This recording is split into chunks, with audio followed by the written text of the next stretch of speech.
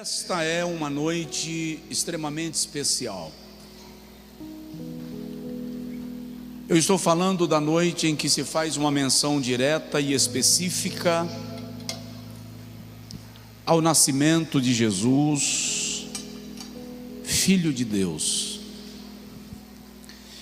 A reflexão que eu vou fazer com vocês esta noite será breve.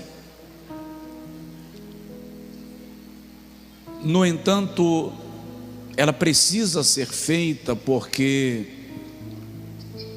os cristãos nominais, aqueles que são cristãos apenas na sua cultura, só lembram que Jesus nasceu de ano em ano. Quando chega dezembro e o cenário muda, as luzes acendem nas avenidas, as árvores são enfeitadas, os shopping centers formam praças de celebração do Natal, como se apenas uma vez por ano devêssemos fazer menção de um fato que muda definitivamente a história da humanidade. Nós lemos inicialmente o texto de Mateus, capítulo de número 2, quando ele narra sobre o nascimento de Jesus e descreve o cenário político do seu tempo. E é muito interessante observar que tanto Mateus quanto Lucas se encarregam de descrever de maneira detalhada o nascimento de Jesus, inclusive buscando trabalhar a sua genealogia. Porque Marcos e João não têm a mesma preocupação. Marcos, porque está escrevendo sobre o Jesus servo, ele está escrevendo para os judeus da diáspora, dispersos, portanto estrangeiros e servos, nas terras onde haviam se instalado no período da dispersão. Não se descreve, não se preocupa em escrever a genealogia de um servo, porque servos não precisavam de genealogias, bastavam servir. Então Marcos não tem o cuidado, a preocupação de falar da genealogia de Jesus por esta razão simples. Por que João não descreve a genealogia de Jesus? Porque João não está falando do Jesus homem. João está falando do Jesus divino, do Jesus verbo, e como Deus ele não tem princípio nem fim, e portanto ele não tem genealogia. Por isso que João começa dizendo: no princípio era o verbo, e o verbo estava com Deus, e o verbo era Deus. Mateus, por sua vez, está escrevendo para os judeus da Judeia e está apresentando Jesus rei. E um rei precisava apresentar a sua genealogia para legitimar a sua majestade.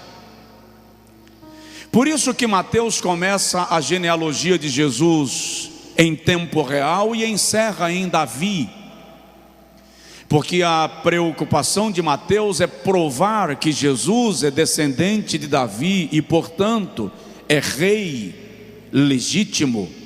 E era assim que os judeus deveriam recebê-lo. Lucas, por sua vez, escrevendo da genealogia de Jesus, passa de Davi e vai até Adão. Por quê? Porque Lucas está escrevendo sobre o Filho do Homem. E ele leva a genealogia de Jesus até Adão para apresentar-nos a humanidade de Jesus, a sua natureza humana. Mas o Natal é mais do que luzes, estrelas brilhantes.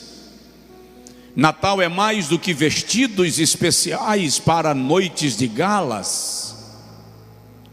Natal é a revelação, é a manifestação do maior plano realizado em todo o tempo, em toda a história, em todo o universo.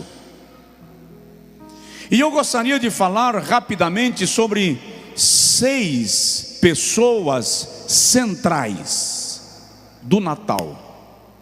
A primeira, Deus. Deus é o idealizador do nascimento de Jesus.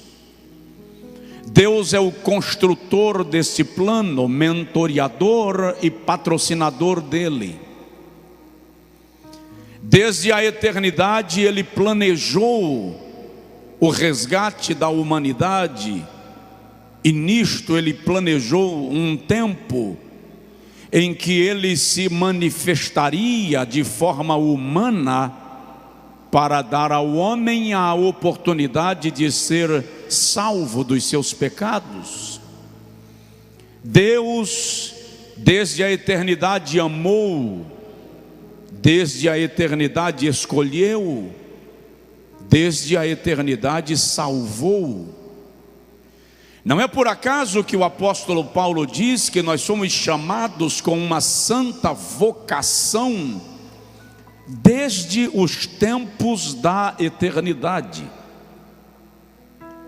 O Antigo Testamento é a construção de Deus montando a plataforma para a manifestação de Cristo. De Gênesis a Malaquias, Cristo está revelado, manifestado, prometido e apontado. Por exemplo, no Éden, o Senhor declara: da semente da mulher suscitarei o varão que esmagará a cabeça da serpente. Jesus está sendo prometido. No Êxodo, o Senhor orienta Moisés e diz: passa o sangue do cordeiro no umbral da porta da casa de cada judeu, porque onde houver a marca do sangue, o primogênito será preservado. Aquele cordeiro, diz Paulo posteriormente, era a figura de Cristo. Em Números, Jesus Cristo está na pedra ferida em Meribá. Ele já é ali a manifestação do propósito divino. E em Levítico, ele é o bode expiatório que leva os pecados da humanidade para além da porta.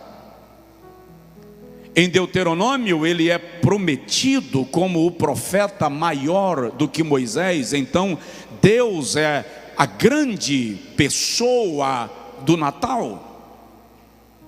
Não haveria Natal se Deus não houvesse amado o mundo de tal maneira que se dispusesse a dar o seu Filho, para que todo aquele que nele crer não pereça, mas tenha a vida eterna. Muitas vezes, muitos anos, repetidas vezes, falamos do Natal e esquecemos de mencionar que a pessoa central deste plano é o Criador do homem, que na sua onisciência e na sua perfeição cria o homem perfeito. E o mais incrível é que um Deus perfeito cria um homem perfeito, sabendo que o homem pecaria, e ele não impede o homem de transitar o caminho da sua própria escolha. Pelo contrário, dando ao homem a liberdade de ir, ele cria o plano para que o homem volte para o seu Criador. E este plano nós chamamos de Natal.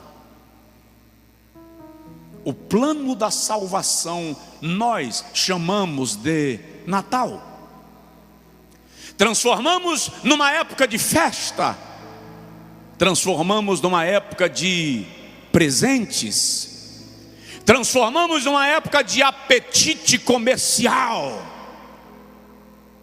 Mas na mente de Deus, Natal é a manifestação na terra de um plano que foi elaborado no céu para a salvação do homem e da mulher. A pessoa central do Natal é o próprio Deus. Você pode aplaudi-lo nesta noite de maneira gritante.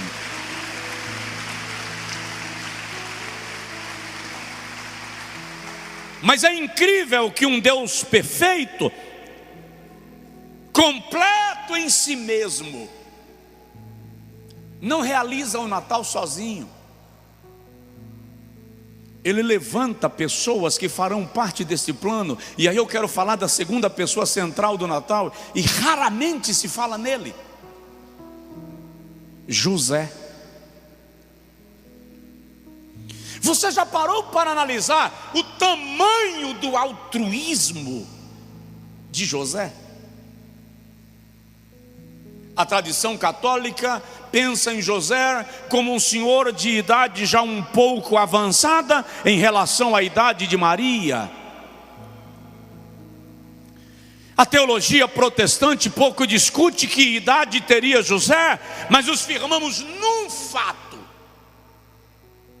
ele toma para si uma jovem virgem para ser sua esposa. Presta atenção. E quando o anjo aparece a ela e diz: conceberás e darás à luz um filho, José não estava lá. José não viu a manifestação do anjo. E de repente, sem ter tocado nela, ela aparece grávida. Qual é ou qual seria a reação mais esperada de um homem diante da sua noiva virgem, grávida, em plena consciência de que o filho não é meu? José poderia tomar a postura de levá-la aos sacerdotes, a fim de que ela fosse exposta, julgada e sentenciada segundo a lei. Mas olha a hombridade deste moço. Sabendo que não é dele, ele não tem coragem de enfrentar o casamento. Mas amando-a, ele não tem coragem de expô-la. Então ele decide fugir. Por que fugir? Porque fugindo, ele é o homem que deixou uma moça gestante e foi embora. Ele assume sobre si toda a culpa. Ela não será julgada, ela não será sentenciada, ela não será condenada, e ele recebe sobre si a culpa e se vai com o peso de ter sido frustrado no seu plano. Mas a mente de José está tão aberta a Deus que enquanto ele planeja ir, o anjo que aparecera a ela, a Maria, meses antes, agora aparece a ele e diz: não intentes fugir, não tenha medo de recebê-la como sua esposa, porque o que nela está gerado não é de homem algum, senão do próprio Deus. O que nela está gerado é obra da graça do Espírito Santo. E o filho que está no ventre da mulher que você ama salvará o mundo dos seus pecados. Por isso o seu nome será Jesus.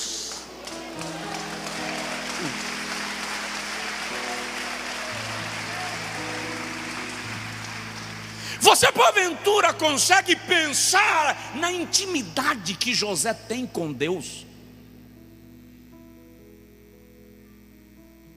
Na relação deste homem com o plano de Deus?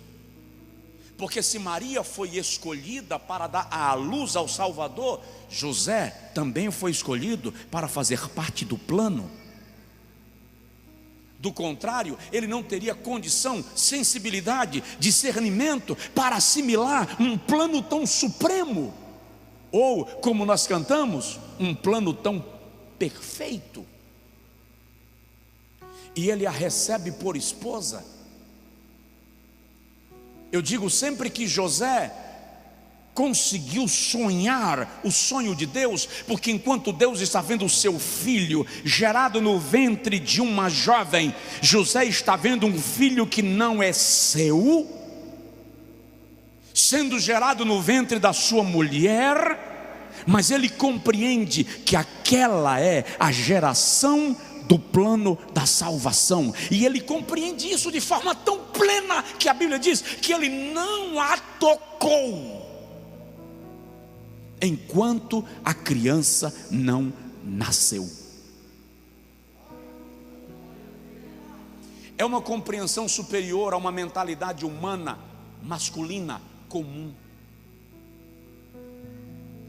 Ele abraça o plano.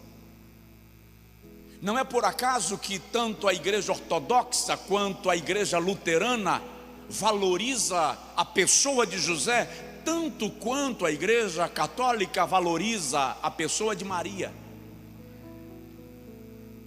Porque ele aceita fazer parte de um plano que ele não entende, mas ele compreende que Deus está envolvido no processo. Não dá para pensar em Natal sem pensar em José. Ele aceita fazer parte do plano divino, mas há uma terceira pessoa envolvida, e ela é central no Natal: Maria. Ao contrário do que alguns cristãos tendem a pensar, Maria não é figura descartável no processo. Quantas virgens havia na Judéia naquele tempo? E de algum modo Deus olha para Maria e a elege, a escolhe. Ela está noiva, desposada de um jovem chamado José. E enquanto se prepara para o casamento, lhe aparece um anjo, Lucas 1:26, e diz assim: salve, agraciada, o Senhor é contigo. E ela pasma, porque aquela saudação não era comum.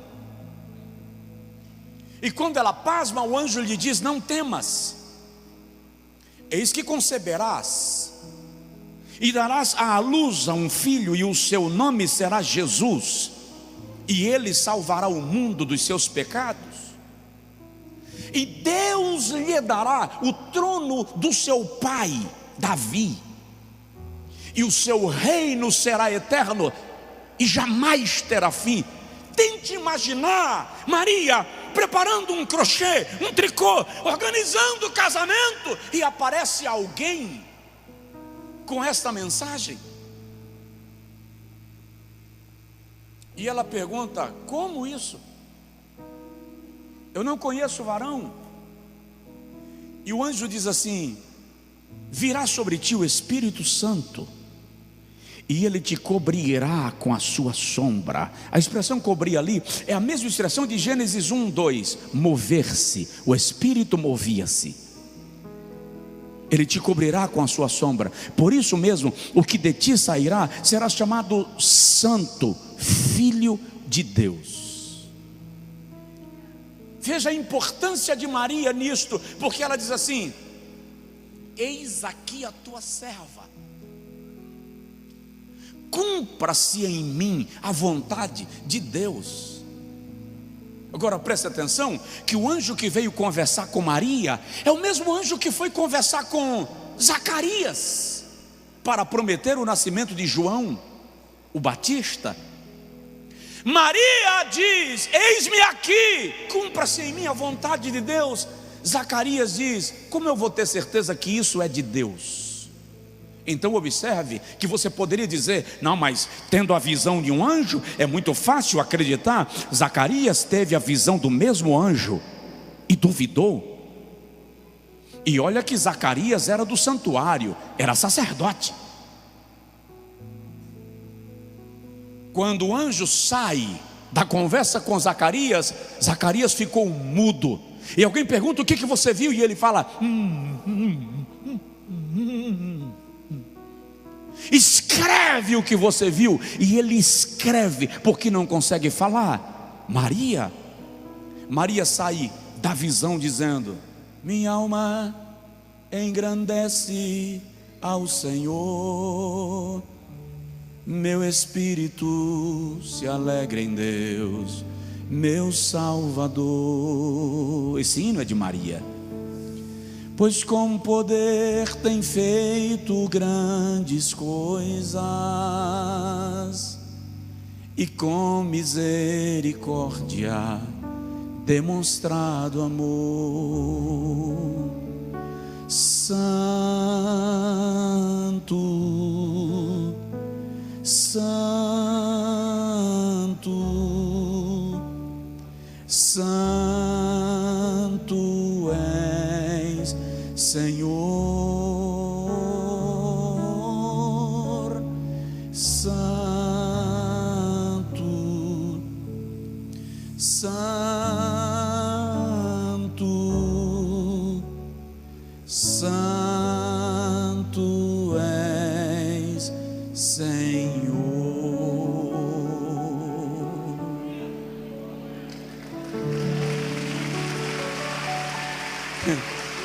Incrível, eu gosto dela. Eu não sou adorador de Maria, porque a Bíblia me diz que Deus é o único ser digno de adoração, mas eu a admiro muito. Ela é tão esplêndida que durante sua gestação você não encontra palavras de Maria. Ela não sai dizendo para as vizinhas: eu estou grávida do Filho de Deus. Maria trata isso com um discernimento incrível, como se o processo fosse um processo humano comum. No seu íntimo ela sabia que era divino, mas ela entendia também que ninguém teria condição de compreender algo tão elevado. Sua postura é tão esplêndida que quando os magos vêm adorá-lo, adorar a Cristo, e contam o que aconteceu, a Bíblia diz assim: ela guardava todas as coisas em silêncio no seu coração. Machismo à parte, piada à parte, não é da natureza de uma mulher ter uma novidade tão grande e não compartilhar com as amigas. O cérebro de uma mulher exige que ela fale. É como a nascente de um rio: se não falar, implode. Ela produz 21.000 palavras por dia. Falar é da natureza da mulher, e Maria consegue guardar todas as coisas em silêncio no seu coração. Dá para você entender como ela é importante no processo? A parte mais importante do plano do Natal, Deus confiou a uma virgem de Nazaré. Ela é tão sábia, tão extraordinária, que lá na frente, quando ela chega para ele, Jesus, já com 30 anos, e diz: eles não têm vinho. E ele diz assim: que tenho eu contigo? Não é a minha hora? É incrível. Ela poderia simplesmente ter entendido que ele não ia fazer nada, mas ela chega para os serventes e diz assim: está vendo aquele rapaz? Sim, dona Maria, é meu filho. Sim, façam tudo o que ele mandar. Como se ele disse que não ia fazer nada? Como é que ela sabia que ele iria fazer alguma coisa? há um nível de discernimento e sensibilidade naquela mulher que são incríveis. Então Deus é o idealizador do plano. José aceita ser parceiro de Deus na execução deste plano. Maria se submete ao processo do plano e diz a Deus: faça-se em mim a tua vontade. A quarta figura central do Natal, os pastores. Nas peças teatrais, nós fazemos eles chegarem arrastando uma ovelha, e eles passam e vão embora, como se não tivessem importância. Mas preste atenção, os anjos não cantaram para a corte, os anjos não cantaram para o sinédrio, os anjos não cantaram para os líderes e os sacerdotes. Os anjos cantaram para os pastores. Por quê? Incrivelmente, a função dos pastores era uma função marginalizada nos dias de Jesus. Os pastores de ovelhas, eles não eram bem vistos e não eram bem quistos. Alguém escreveu que os pastores de ovelhas naqueles dias eram tratados como ladrões, sem moradia, sem direitos, sem acesso ao templo.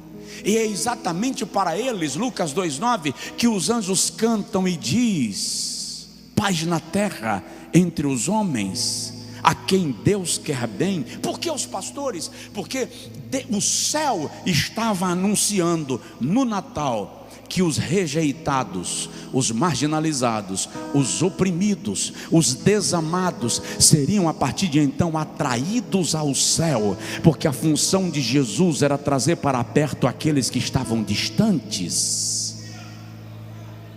Se você entendeu, você dá glória, você faz alguma coisa. E os magos são a quinta pessoa importante do Natal. Alguém diz, Mateus diz que os magos visitaram Jesus. Eu já vou terminar. Lucas diz que os pastores, e os inimigos da Bíblia diz que é uma contradição. Foram os magos ou foram os pastores que visitaram Jesus? Lucas e Mateus se contradizem? Não, lerdo. Você precisa entender que os pastores visitaram Jesus e os magos visitaram Jesus. A diferença é que os pastores ouviram o coral e imediatamente foram. Os magos vêm de longe, vêm da Pérsia. São astrônomos, estudiosos dos astros, que viram uma estrela, e uma estrela era a figura de um rei. E eles vêm estudando o mapeamento das estrelas e seguindo esse mapeamento, historicamente, eles chegaram a Jesus cerca de 2 anos depois que Jesus nasceu. Porque eles vêm estudando o comportamento das estrelas, até chegarem em Jerusalém e perguntarem para Herodes onde nasceu aquele que veio e nasceu rei. Incrível. Pode ler o texto. Ele não nasceu príncipe, ele nasceu rei. Mateus capítulo 2. Nasceu rei dos judeus. Não diz nasceu o rei, diz nasceu o rei. Ou seja, independente de ele ter trono, ele é rei. Independente de vocês reconhecê-lo como tal, ele é rei. A sua natureza é de majestade, a sua missão é de rei. Ele já nasceu rei. E quando o encontram, é por isso que Herodes manda matar os meninos de 0 a 2 anos, porque já tem aproximadamente 2 anos que o menino nasceu. Não foi no dia. E a Bíblia diz que eles chegam diante do menino. Lá estava ele e Maria. Não diz que José estava. E eles não adoram Maria, adoram o menino.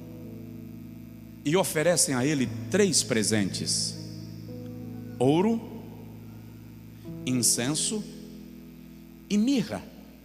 Ah, se eu pudesse ir um pouquinho mais. E o meu relógio diz que eu não posso. Ouro fala da sua natureza real. Incenso fala da sua natureza sacerdotal. Mirra fala da sua natureza sacrificial. Ele é o Cordeiro de Deus, ferido, homem de dores. E a mirra fala das suas feridas sendo limpadas e untadas pelo processo de dor que ele passaria. Lá estão os magos reconhecendo Jesus e profetizando Jesus.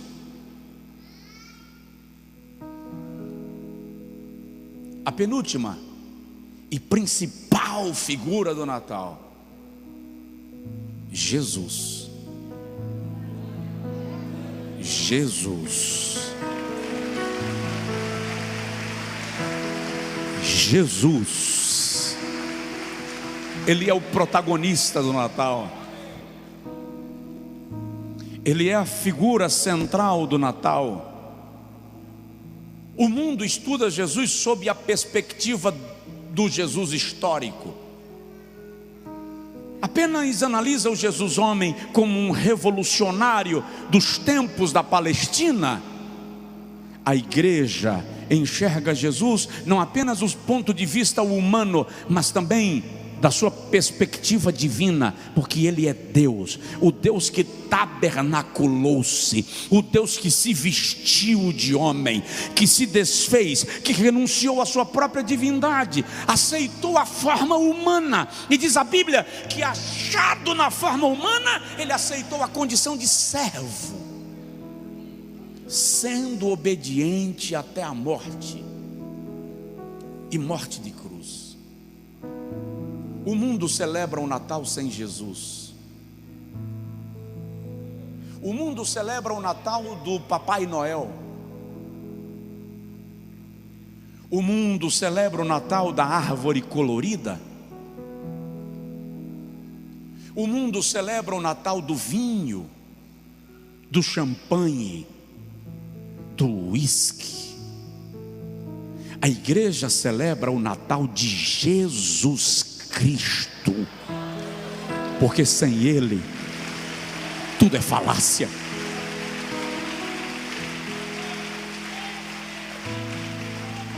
Sem Jesus Cristo não tem sentido. E um detalhe que eu disse ano passado: não tem sentido, não tem lógica celebrar o Natal e não celebrar a Páscoa. Não a Páscoa do coelho, não a Páscoa do chocolate, a Páscoa da cruz, a Páscoa do sangue, porque aquele que celebramos no Natal é o mesmo que morreu na Páscoa judaica. E é incrível, é o mesmo que ao terceiro dia quebrou as cadeias da morte, ressurgiu e assentou-se à destra de Deus para reinar e interceder por todos aqueles que creem na sua obra. Se você crê assim, dê um brado de glória e aplausos a Jesus Cristo.